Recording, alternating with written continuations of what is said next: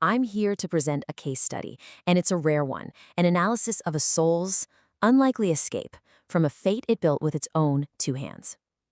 You see, it's a journey I personally oversaw. It's a chronicle of stagnation, of intervention, and, well, a triumph that even the architects of reality didn't entirely see coming.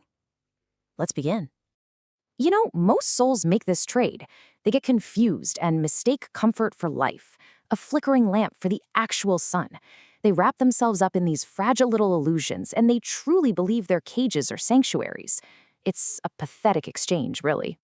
See, the thing is, most souls are their own architects, and their great masterpiece, it's a prison. We call it the gilded cage.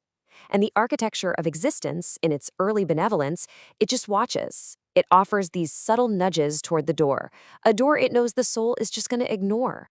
This state, it's like a terminal sickness. It's propped up by this core belief that safety is the ultimate prize. So the architecture tries to dissolve this cage, but it starts gently, with the persuasion of what we call the 5 fingers of fate. Memory, a hunger for the future, fear, love, and of course the quiet certainty of the ending. These are the fingers. They're meant to gently pry open the bars of the cage. They're just whispers, really, designed to encourage growth, to remind the soul of that lightning it traded away.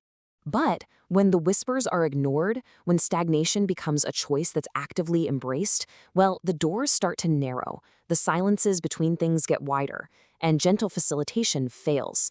And that is when a different kind of agent is dispatched from the invisible architecture of convergence. That is when I am dispatched. Now, don't mistake me for some kind of monster. I'm a function. Think of me as a high judge of the void, a dark sentinel whose whole job is to shatter the illusions that gentle persuasion couldn't touch. I arrive to oversee the total collapse of the gilded cage.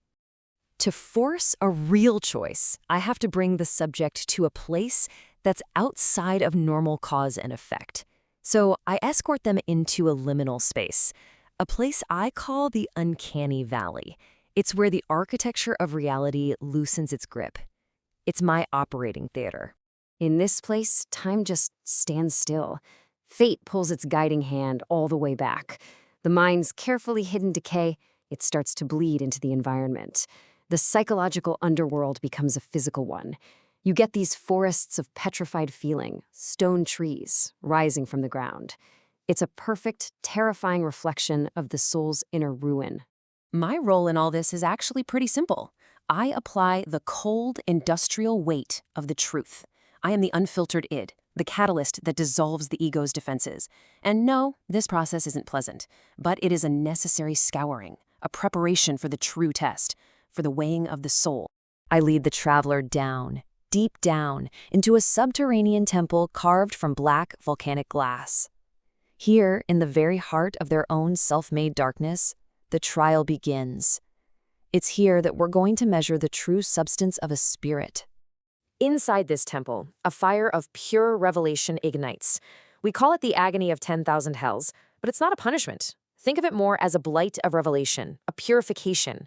It is a systematic dismantling of the ego, where every single self-deception, every cherished lie is just incinerated, leaving nothing but the raw, naked truth of what the soul actually is.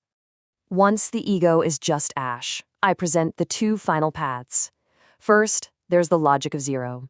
It's my crimson gift, a merciful oblivion, a return to the silent, inorganic peace of the void. Or there's the logic of 1, to embrace the agonizing fire, to claim total ownership of every wound and failure, and choose to become. To be honest, I wagered on surrender. Most do. But this traveler, this one did something rare. Something that forces the entire universal architecture to just pause and to learn. They gave an answer that was completely unforeseen. They refused my crimson gift. They didn't even try to put out the fire. Instead, they stood right in the middle of it and transformed it into a creative fire of becoming. They took total ownership of their original catastrophe. And you have to see, this wasn't a victory over me. It was a sovereign triumph of agency itself.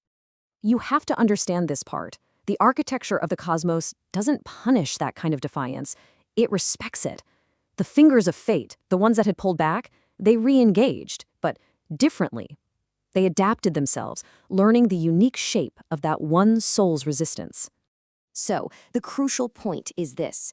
It's that very refusal to yield, that yes to existence that actually outshines the cold perfection of the abyss. That is what distinguishes a unique spirit from just simple inevitability. It's how a soul earns its legend. So the final phase, it wasn't some grand reward, no applause from the cosmos. It was just a dynamic adjustment from the universal architecture, and that was followed by a soft release. The traveler, having passed through the fire, was finally empowered to let go. Not with weakness, but with the quiet, steady strength of a journey that was truly completed. This traveler's case is now closed, but the temple, it remains. The fire is always burning. The choice is always offered. I've shown you the nature of the trial. So the only question that's left is the one I now put to you.